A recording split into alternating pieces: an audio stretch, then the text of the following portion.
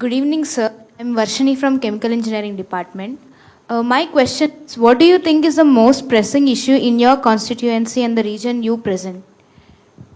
Madam, I am not elected anywhere as of now. So I am a baby in Indian politics, 3 years into politics, and my responsibilities across the state. And I went to my home maybe a month back, met my parents many weeks back, and I don't have a constituency as we speak now. So I care for the whole of the state.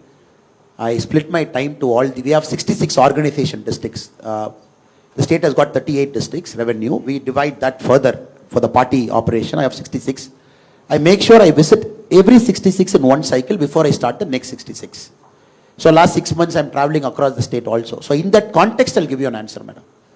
So my answer is, what is the pressing issue for the state? I'm just modifying your question to a slightly higher level to the state. Education, we got to fix it up now, because the quality of learning outcomes is getting poorer every year. You cannot have a budget where 97% of the education budget is only for the salary and pension. So only 3% goes into building critical infra, what you call the capital expenditure. That's a big problem for us, because whatever we have spoken now, we are talking of chips and 3 nanometer, and we are talking of so many things. Are we building our citizens for the future? If you ask my honest answer today, it is no. Especially in the state, my state, here. The second issue is alcohol and alcoholism in Tamil Nadu. When 2 days back the state finance budget got presented, the Tamil Nadu government said the revenue from the alcohol was 50,000 crore, which is the state revenue. 50,000 crore from tax, state revenue. Between the ages of 18 to 60, adult male, we have 19% who are alcohol addicts. That is a serious issue, we got to fix it. The third one, the imbalance in development within the state. For example, 8 districts of Tamil Nadu contribute 52% of Tamil Nadu's growth. 30 districts of Tamil Nadu contribute 48% of Tamil Nadu's growth. We got to fix it. Make sure the development is more regional, it is more sub-regional, it is more across the district. What they say north-south. In Tamil Nadu, you have this north-south or east-west or whatever it is inside. The fourth pressing issue for me is reforming police, pet subject of mine. And unless you don't have a proper policing system, everything around the economy will start collapsing slowly and steadily. You can't have a police force that is overworking 16, 17 hours a day. And we got to find a way. They cannot have unions, they cannot voice it. 16, 17, madam, just to go little bit more thing because of my background, why I put this in fourth question. Normally policing will be lost for any politician, because a weakened police is good for a politician. That's the way a politics functions. Police should say, sir, if you call me, I will do it, sir, else you will transfer me to a place where there's no water. So better I will listen. So I flip this theory ulta. I am like, if I empower you, you will maintain that neighborhood safer. Where I will increase the percentage of women who will get into labor. India's next growth is women participation, sir, no doubt, sir. India's next level of growth is women participation. Women-centric development, 2014 to 2024, Modi ji, correct? 2024 to 2029, what do you think is? Women-led development. Women have to lead, no doubt. Very simple. And the guys who are sitting here, you will realize, women have to lead. You cannot have 52% of the population just being about 19-20% of the labor force. So, moment you fix up the policing, you get lot of things right. The immediate output is the woman labor force will go up, correct? So, when I was a cop in Chikmagalur, I had this crazy idea. One day I saw a guy who was very fat, 117 kg. I asked him, why are you fat? He said, sir, stress, sir. I eat very less, sir. I eat only 2 idli, sir. Many of you might have the problem here. I eat only 2 idli. I don't know why I am gaining weight. Doctors say it is stress, hormone imbalance. You don't sleep, you do night rounds, and you always think. So you put on weight. That's theory we all know, psychosomatic disorder. I had this crazy idea, I thought, madam, please sit, madam. Sorry, I'm making you to stand. I had this crazy idea, I thought, if you reduce 5 kg in the next 90 days, you will get a posting of your choice within the district. Because Chikmagalur is a big district in Karnataka. So big district, length to length is 125, 130 kilometer. And this side is close to about 170, 160 kilometer. And sometimes the guy whose home is here is posted 100 kilometer away in a police station within the district. So he has got a child, he has got a wife, he has got a parents. Or females posted 60 kilometer, 80 kilometer away. So you don't have that sense of a family, sense of joy, not participating in your family's function, which calms you down as a human being, which prepares you. You become like a rotten cop because you stay in the police station nearby, you do policing work all 7 days, you go to home twice a month, 2 days a month. So what happened? You lose that sense of balance. You become arrogant, you shout at people, you don't want to do work. I thought, how will we solve it? I said, you reduce 5 kg, you come and ask me, you want a posting in your own place, I will give you as SP. The next day morning, I told my PA, sir, tomorrow morning, I'm going to announce. I'm going to put a weighing machine in my office. Since every day I'm not in office, whichever guy comes, you make him to stand in the weighing machine, you write down his weight. 90 days later, he has to come back, stand in the same weighing machine. Below 5 kg, we'll give a posting of his choice. Next day morning, my PA called, sir, 400 people have come, sir. How will the district police function? We have only 1,200. Everybody is there. I said, array, yaar, half day, nothing will happen. Make everybody to stand in 2-3 weighing machines, by 3, quickly note and send them back. Let them go back to the, because police station, you got to man people. They cannot come to the headquarters and sit because some law and order will happen. 60% achieved target, sir. The top guy reduced 17 kg. It is in my book. I've documented the whole thing in my book. So why I'm saying this, sir, the policing in India needs motivation. He is a super guy. He's a super guy. He's our savior. But since you don't give him a motivation, the police have lost a sense of purpose why they are wearing a khaki. They don't know why they are wearing a khaki. So that is why policing reform, fourth, madam. Sir, The fifth one. Regarding this, I've read an article of yours where you compared the Telangana police force with the Tamil Nadu's police force, and you mentioned you would double the salary of the Tamil Nadu police force. I would like to ask you the question, what made you to notice the difference between the Tamil Nadu police force and the Telangana's police force? This is a study done by the BPRD, the Bureau of Police Research and Development. We have a central government organization sitting in Delhi, which studies, which is supposed to do only research on police department. Anybody who's doing a research, BPRD is the research body where you get all the data. I was very astonished seeing the salary component of each police force, entry level, sub-inspector level, inspector level, deputy superintendent of police level, because SP level, we are the IPS rank. So our salary is uniform across the country because the central government fixes our pay. So SP, IG, DGP, same salary. Chief Secretary, level 14, level 15, same salary. But below that, police is a state subject. The central government cannot say a constable should be paid same thing in India, a sub-inspector should be paid, because it's a state subject. But IPS comes in the concurrent list because you are the all India service. When I saw the stark difference between policing of different states. Now, I'm going back to Singapore, madam. When Lee Kuan Yew was the Prime Minister of Singapore, he said, I'm going to have a basket to decide a public servant salary. He put some people in the basket. He said, your school principal, neighborhood school principal will be in that basket, and other jobs will be in that basket. I will take the average of that salary. That salary I'll give it to a public servant, a judge or a police or something. Because his theory was, when you allow people who are at the front line, like a fire service officer or a cop or a cop who's in the beat, if you keep their salary down, if a guy who comes from out of IIT, what is the top pay, madam? 10 crore, 12 crore? Trade secret, sir. It's a multiple crore, correct? Multiple crore. Now, you tell me, the guy who's going out of IIT Chennai, getting that multiple crore package, is he more important than my village school principal? Honest question.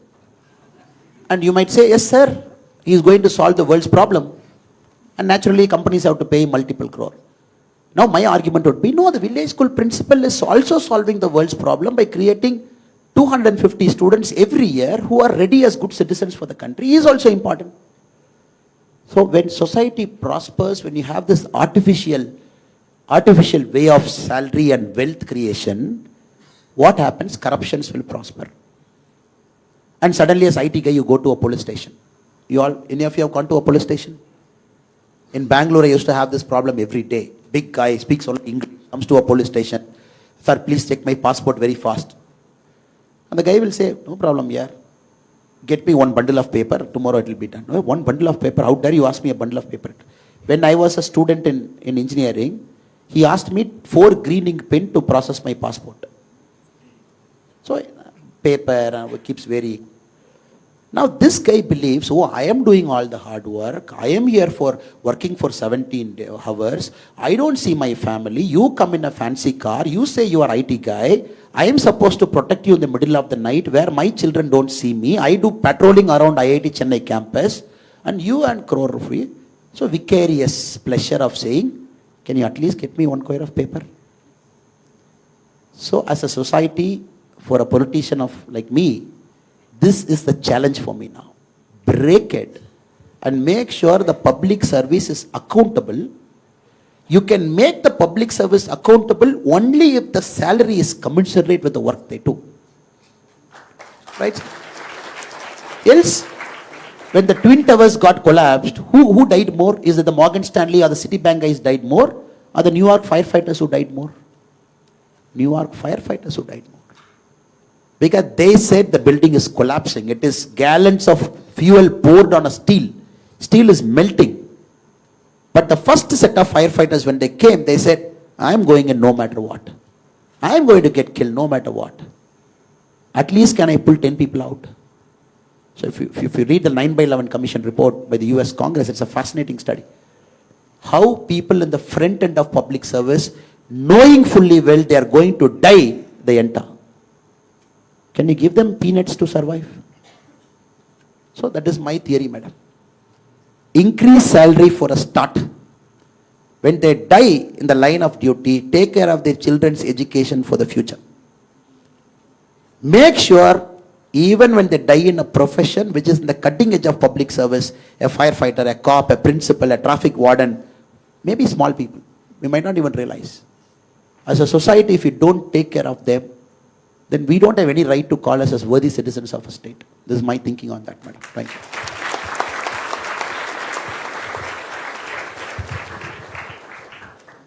Hi, sir. I'm Raghuram, who has been following you from the past. I have a question for you. Yes, sir. It's like, how are you planning to collaborate with other stakeholders like opposition parties for betterment of Tamil Nadu and the nation, sir? Great question, sir, because politics essentially is collaboration. And you can't live in an island and say, I am like this and my attitude is like this, either you come with me or go to hell. So everybody will say, I am like this, my attitude like this, you go to hell. In the parliament, you keep seeing the fights. And democracy is slow because of collaboration, sir. But democracy is also great because of collaboration. Normally, when as a democratic guy, you say, oh, my country is democracy. Look at this Chinese yard. One guy comes from the state, he says, straight line, the road has to be straight. But in India, when I put a road, sir, if you put road here, 4,000 votes will go, that temple, okay, shift right. Sir, when you put road, agriculture land, sir, people will put us, okay, shift left. Sir, one whole village is gone, sir, it's 2,000 old megalithic site, okay, put center. So our Indian democracy is essentially a democracy of compromise. And we should feel happy that we are living in a democracy that has got the ability to do compromises. When I was your age, sir, a college student like you, I never believed in compromise. When I was a cop, I never believed in compromise. To hell with it, this is my highway, white and black. I'm coming to the earlier part of my answer where I said, sir, we have to operate in grey in politics. It will test your moral limit to the hilt. Because all compromises are worth it. You cannot harm somebody by development. You cannot take away somebody's 7 generations of agriculture land because some industry has to come. At the same time, the industry has to come, you have to take someone's agriculture land. Oxymoron. But how do you find a compromised solution, maybe a suboptimal solution in a democracy, to make him partly happy, to make the state happy? I'm learning, sir. I'm a very aggressive, very open. I'm still struggling to learn how to compromise. So, when somebody went and asked Swami Vivekananda's guru, you know Vivekananda's guru? Ramakrishna. Paramahamsa, when they asked, sir, my child is eating so much sweet, please give him advice. He said, come back after 10 days. The mother is like, they call him a great Swamiji. He is not able to give advice on how to stop eating sweets. 10 days later, when the child came and the mother came, he gave advice. Mother said, Swamiji, you are such a great person. Why did it take 10 days for you? He said, Arey yaar, I was eating sweets at that point of time. First I have to leave eating sweets. So it took 10 days. Now I am giving you a solution. So, sir, when I learned the art of compromise, then probably I'll be in a better position to talk.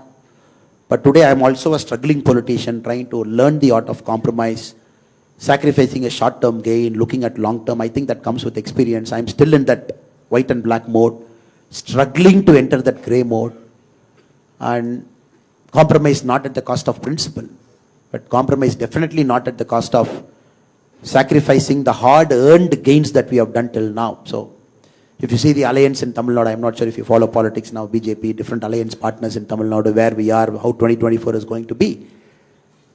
We're somewhere there. And many a times you might get angry with some of our top leadership.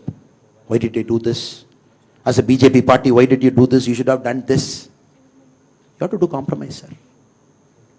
Why did Modi ji pull back the formula? You know, Modi ji is not a guy who will take a step back. You all know for a fact. He will look eye to eye and decide. China, what did we do? Pakistan, what did we do? The Chennai guy, our Abhinandan, got caught. He took a crazy person. He took a MiG-21 Bison. He was going after a 4th generation fight. Courage, pure courage. Going after 4th generation plane with the MiG-21 Bison. Got caught, was there. In the meanwhile, he got one 4th generation fighter down. Pakistanis got it. What did Modi ji say? That is informally, what can we know?